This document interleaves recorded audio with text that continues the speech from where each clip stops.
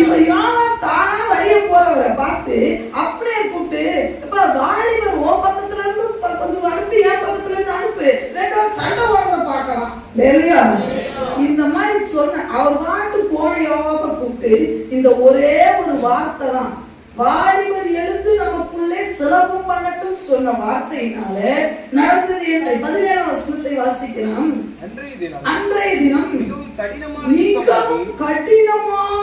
யுத்தம். ஒரே ஒரு வார்த்தைக்கு அங்க போட்டுருக்கு.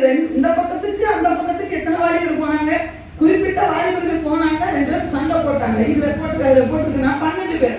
யோவாப் சைடுல இருந்து 12 பேர் போறாங்க, அப்படியே சைடுல இருந்து 12 பேர். இந்த 12 பேர் இந்த 12 பேர் சேர்ந்து அனுப்பி என்ன பண்ணிட்டாங்க? போகும்போதே சண்டை போடல, கத்தி உருவி அந்த டைம்ல 24 பேர் ஸ்பாட் அவுட். அந்த 24 பேர் அவுட் ஆனோட யோவாப்புக்கு கோபம் வந்தாச்சு. கோபத்தை அடிச்சு அடியில போட்டு கடினமான யுத்தம். காலை தொடங்கின யுத்தம் சூரியன் மறைகிற வரைக்கும் யுத்தம் நடந்தது. ஒரு மனிதனுடைய வார்த்தை சும்மா இருக்கிறவங்க சீட்டி விட்டு உங்க வாழ்க்கையில ஏன் நீங்களே பிரச்சனையை கொண்டு வரீங்க?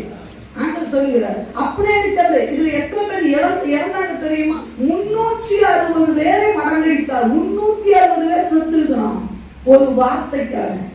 நீங்க சொல்ற ஒரு வார்த்தைனால உங்களுடைய குடும்பத்துடைய சமாதானம் போகும்.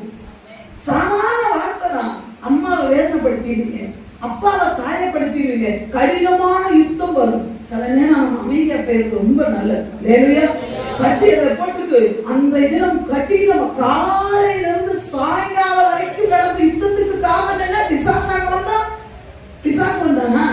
அம்மாட்டு போயிட்டு இருந்த யோவாபு கூப்பிட்டு அதுக்கு பேர் பிசாசு கொண்டு சொல்லு. ஆண்டவரே 360 பேரை பிசாசு கொண்டு போயிட்டா. எந்த பிசாசு கொண்டு போனா? பிசாசு சொல்லுவான், நான் தான் அவன் கேட்டேன், உன் வாயை முடிட்டு அமைதி கேட்க வேண்டியதாங்க. வேறையா வேறையா? அதனாலதான் யாக்கோபு சொன்னார், நாவை அடக்க யாராலும் கூடாது. வேறையா?